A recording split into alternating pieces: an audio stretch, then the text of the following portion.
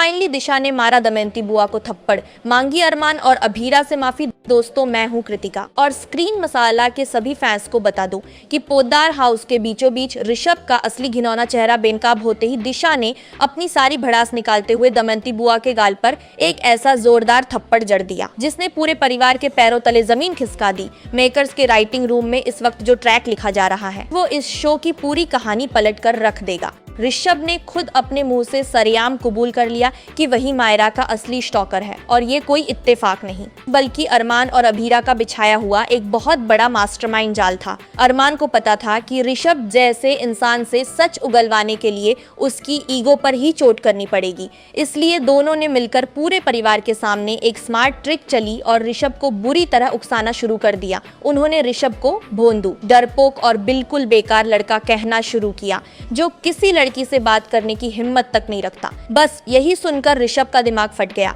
उसने अपना आपा खोते हुए सबके सामने चीखकर कबूल कर लिया कि वो कोई भोंदू नहीं बल्कि वही मायरा का असली स्टॉकर है। अरमान ने अपनी गिरती सेहत के बावजूद ये इतना बड़ा रिस्क सिर्फ इसलिए लिया क्योंकि वो अपनी जानलेवा ब्रेन सर्जरी से पहले मायरा की सेफ्टी हर हाल में पक्की करना चाहता था। उसके पास अब बस 24 घंटे बचे हैं, पर वो परिवार को इस स्टॉकर के खतरे में छोड़कर हॉस्पिटल नहीं जाना चाहता था।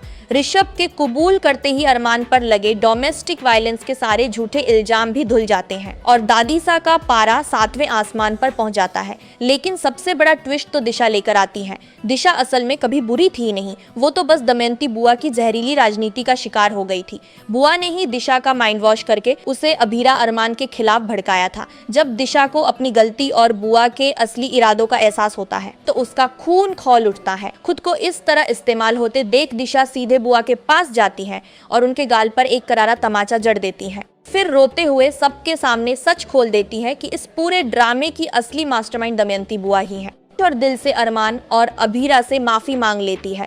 बुआ इस अचानक हुई बेइज्जती से सन्न रह जाती हैं, पर इस जंग के बीच किसी का ध्यान अरमान की टूटती सांसों पर नहीं जा रहा। अरमान को भयंकर चक्कर आ रहे हैं। उसके ब्रेन ट्यूमर का दर्द अब बर्दाश्त के बाहर है। अभीरा के सामने सबसे बड़ी चुनौती है अरमान की जान बचाना।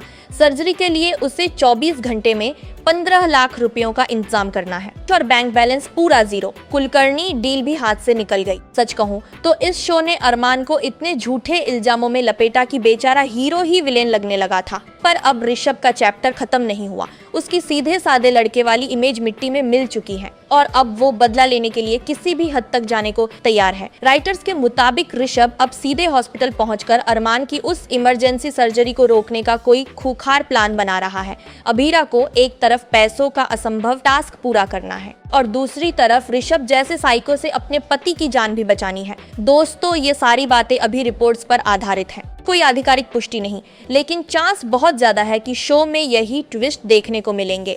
तो वीडियो को लाइक करना और स्क्रीन मसाला को सब्सक्राइब करना मत भूलना, क्योंकि आगे जो तूफान आने वाला है वो इस शो का पूरा इतिहास बदल कर रख देगा।